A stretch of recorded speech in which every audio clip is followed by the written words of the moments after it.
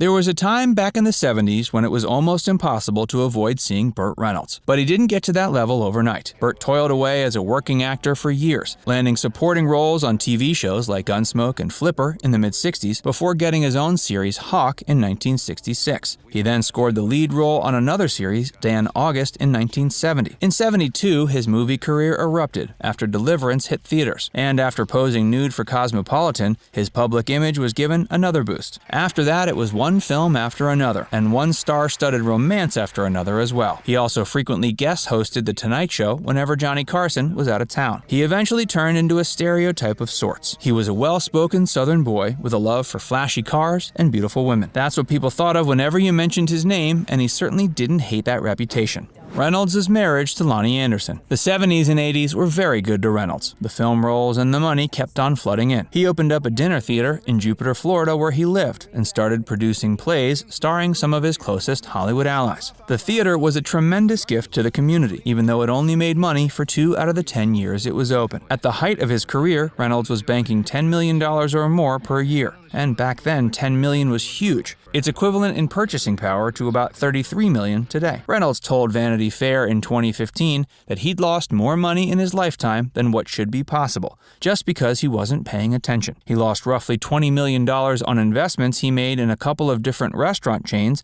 that ended up tanking. But his marriage to Lonnie Anderson also proved to be disastrous to his finances. Not only could she max out a credit card with a $45,000 limit in about 30 minutes, but their divorce was pretty harsh on his bank account as well. After the divorce and settlement was finalized, Burt was left with just $5 million. He must have been kicking himself for signing a prenup. He had to sell most of his real estate, his theater, and he even auctioned off a bunch of his personal items and memorabilia to stay afloat. The waterfront home he once owned was purchased by a friend when his assets were being liquidated. Fortunately, that friend let him continue to live there while paying very little in rent until he got back on his feet. Hey, if you're enjoying this video so far, make sure you give it a like and subscribe to Factsverse if you haven't already. And stick around to see what Burt Reynolds said his biggest regret was in life. Reynolds never expected to be an actor. While Reynolds was in college at FSU, he played football and had aspirations of becoming a police officer. But after performing Shakespeare for his English class, he discovered he had a penchant for acting. So he started performing as a theater actor. And then in the late 50s, he landed some of his first TV roles. He appeared in his first film role in the low-budget 1965 film Operation CIA. His first major role came 7 years later in Deliverance. Throughout his life, Reynolds' romantic life was always intimately connected to his acting career. He married his first wife, actor Judy Carn, in 1963, but they divorced 2 years later. He also dated singers Dinah Shore and Tammy Wynette, but his relationship with actress Sally Field, with whom he starred in multiple films, is particularly noteworthy. But even though they had a good relationship with one another, Reynolds never married her. Instead, he tied the knot with another one of his co-stars, Lonnie Anderson.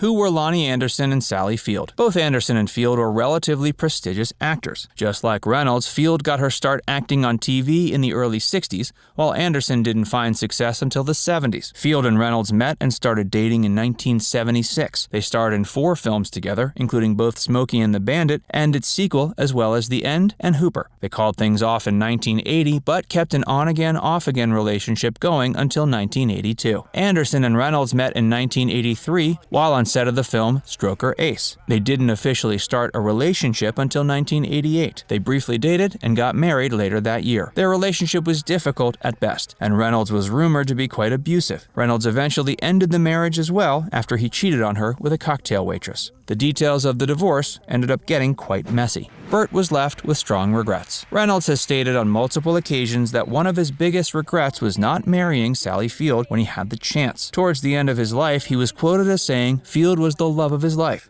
Breaking things off with her like he did continued to weigh heavily on his heart for decades after they parted ways. He told People magazine a couple years before he died he missed her terribly. Even years after their relationship ended, it was still difficult for him to come to terms with. Field went on to marry a man named Alan Griezmann. They ended up having a child together before divorcing in 1994, which was the same year Reynolds and Anderson ended their marriage. from the biggest star in Hollywood to practically destitute. For that golden period of his career in the 70s and 80s, Reynolds was without question one of the biggest stars in showbiz. It was almost as if everything he touched turned to gold, and for 5 years in a row, films he starred in were #1 at the box office. That's something no other star has ever been able to accomplish since. While he was on top of the world for a while, it wouldn't be long until things started going downhill. It's got to be quite the shock going from one of the biggest movie stars in the world to not being able to find halfway decent supporting roles. During the peak of his career, Reynolds spent money faster than he was making it. And sure, even if he started to run a bit low on funds,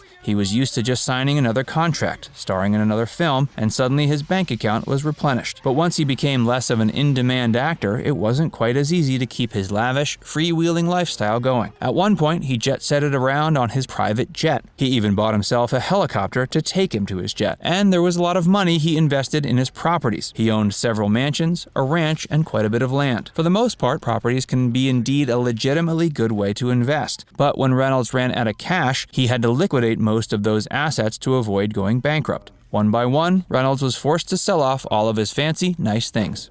Reynolds owed everyone money. When Reynolds and Anderson got divorced in 1994, he was forced by the court to disclose his debts as well as what his assets amounted to. At that time, he had over $11 million in debt, and his assets would only cover $6 million of that. It came out that he owed more money than he even realized. The IRS demanded money from him, and so did his bank, his former manager, and the Creative Artists Agency. During the investigation, it was revealed Reynolds owned his toupee manufacturer more than $100,000. After the divorce was finalized, Reynolds went on to stage a bit of a career comeback, starring in films like Striptease and Boogie Nights. The latter even earned him an Oscar nod. Unfortunately, that comeback was relatively short-lived, and his career stagnated once again. He continued to have financial troubles for the rest of his life. He lost one of his estates after missing several payments and was labeled a California tax delinquent. Although he wasn't completely broke for the last decade of his life, he didn't have nearly as much as he should have considering his former A-list status. He lived out his remaining years on an estate in Palm Beach County. Reynolds died of a heart attack at the Jupiter Medical Center in Jupiter, Florida on September 6, 2018. He was 82. Now it's time to hear from you. Did Burt bring on all his troubles by his own doing, or was he a victim of unfortunate circumstances? Let us know your thoughts in the comment section below. And before you go, make sure you give this video a like and subscribe to Facts First if you haven't already. Click the bell icon to stay updated on all our latest content.